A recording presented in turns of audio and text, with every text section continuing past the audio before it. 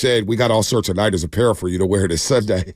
I don't think anybody's going to be wearing anything. You still can. Why not? Yeah, I guess you can. All right, so and you can wear something? it this Sunday. Like there's nothing stopping you. Okay, all right. Somebody on YouTube said, Bonte, you're being a Debbie Downer this morning. Well, do you their want me to pets' be heads are falling off. We lost the Super Bowl for crying out loud. So Like, what? We lost the Super Bowl 3 days ago. In I just watched overtime. my Golden State Warriors blow a 15-point lead yet again. Feels like I've been on the call and the broadcast for every one of these damn wins. I got to bring entertainment and joy to you on television, and I come on here and explain a loss. You want us to be happy about losses? The Warriors are 26-26 for crying out loud, and the Niners just blew another Super Bowl. They blew another Super Bowl. I've been And what do you want me to be all excited this week and fake love? No, I'm ticked off. This has been a week from hell as a sports fan. This has made me question my sports fandom. That's how bad this loss is. And you want me to be, you're Debbie Downer, say, wait, hey, let me do this for you. Random YouTuber and everybody out there who thinks I'm a Debbie Downer. Let me do this because I'm going to move off this. Hey, guys, the Warriors lost 130-125. I know they gave up 78 points in the second half. I know they gave up 44 points in the fourth quarter. But you know what? The Clippers are the third best team in the Western Conference, and the fact that the Warriors are right there with them bodes well for them down the stretch. Let me flip it and phrase it like that so I can make you happy and not be a dick. Now do that. I can't argue with you. Do that for the Niners now. Guys, we just lost 2 Super Bowls to Patrick Mahomes. Now, here's the Michael Jordan of this league. And yeah, I know you led 10-3. I know you're up 10-0. I know we made a mistake in receiving the ball in overtime. I know we call some bad plays where we don't even block Chris Jones. But you know what? We took the Kansas City Chiefs and Patrick Mahomes down to the wire. Down to the wire. You know what? There's a silver lining in everything. Let's just do that. Thanks, Mark Willard. Yeah. See. What about the Giants now? Guys, the Giants. They're smarter than you. Farhan, you got to give us some credit. For He what? signed Jorge Soler. He got rid of Alex Wood. He got rid of D. Scafati. Guys, he signed. You know what? The young guys are going to play. Jung-Hoo Lee. Wow. He stole Jung-Hoo Lee for over $100 million.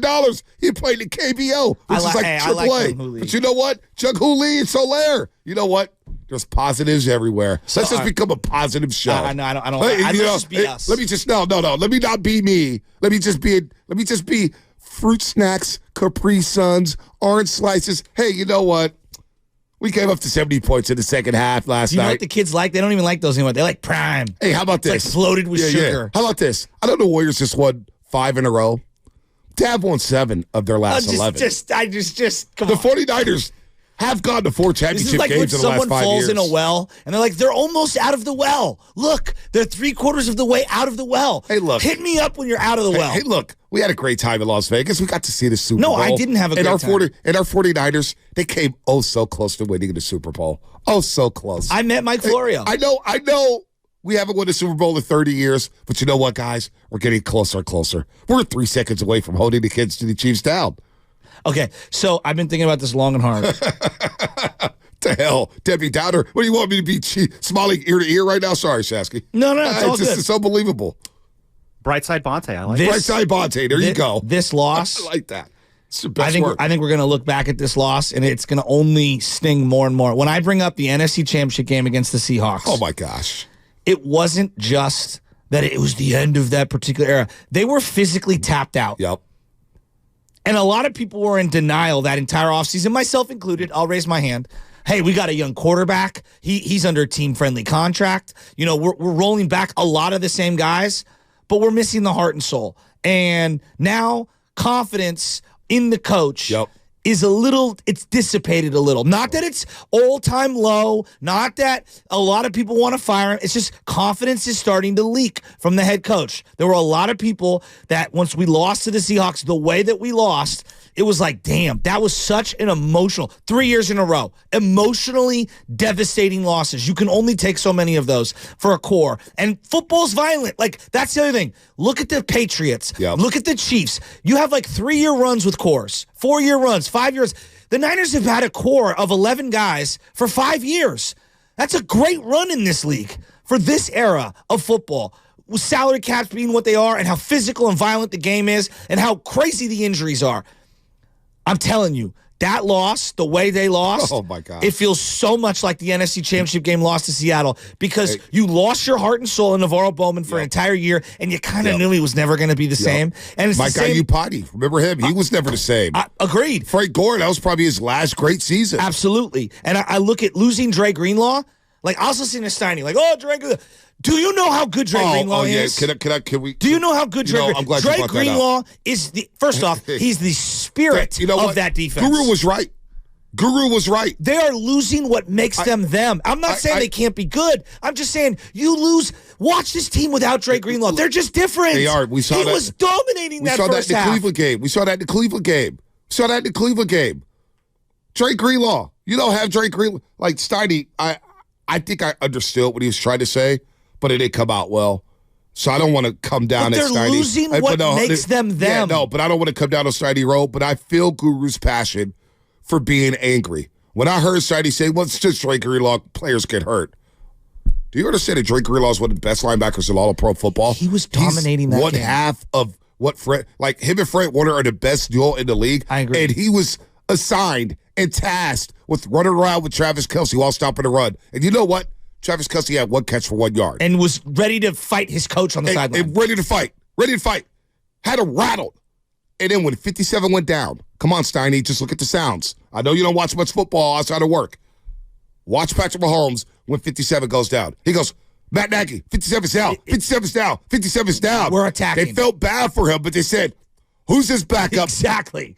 We're attacking him. How often this year, in the last 2 months, have I brought up Warren Burks being a downgrade? My God. We know. We didn't want to bring his name up. And I like the guy. He tried his best. It's not the same. Like, the one thing that made the Niners different from all the other teams defensively is they have 2 stud linebackers that really only Tampa and Baltimore could replicate. Now, in retrospect, maybe I underrated Kansas City's linebackers. Yeah, because Nick Bolton and Copperfield boys are big. But we're talking about 4 teams. Right, we're talking about 4 teams. We're talking about 4 teams. Even Dallas's defense, which was very good, doesn't have the off-ball and on-ball linebackers that they have, right? So I'm looking at it this way, and I'm saying to myself, do you know how difficult it is to find a plug-and-play linebacker? It's not easy. The Niners whiffed on Reuben Foster, and then they went out and spent a ton of money on Quan Alexander, who is a good player. Dre Greenlaw's way better than Quan Alexander. But you know what? And that's not a knock. Yeah, that's not a knock. And Quan Alexander, you know what? Give him some credit. Because he schooled Dre Greenlaw on how to be a professional. But Bonte, he's seasonal. But no doubt, Dre Greenlaw is talking about one of the best players in the league. Steiny was off base by saying it's just Dre Greenlaw. Like, have you watched this season?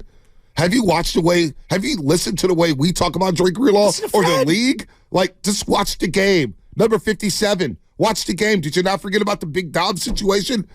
Did you forget that Dre Greenlaw's pile driving Tony Pollard into the sideline? And he's setting the tone Dre Greenlaw set in that football game.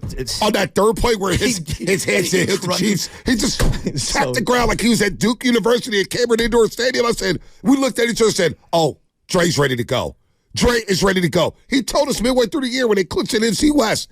I'm tired of these NFC West divisional T-shirts. I want a Super Bowl T-shirt. So it was a little disrespectful towards Dre Greenlaw, Steiny. I'll see him in the break room saying, hey, dude, you're off base with that one. But whatever. Do you know the story of Atlas in Greek mythology? Remind me. Essentially, he's pushing a boulder up a hill forever, for all of time. For all of time. I truly believe that, like, when you lose games the way that they have over X amount of years in a row, that boulder that you're pushing up that mountain gets heavier and heavier and heavier. Can they compete next year? Of course they can. No one's saying they're completely done. I mean, heck, the Niners, the year after losing to the Seahawks, were 8-4. Yeah. But the totality and the accumulation of all of the heartbreak and the physical play in football eventually catches up to every core. But I want to say this. I'm not saying they're done. Yeah, I'm just saying that the boulder, as they get to the bottom of the hill again, the boulder is going to be more difficult to roll back up to the top of the mountain. It is. There's no doubt that's all about I'm saying. That. No doubt about that. But I'm going to make sure on this show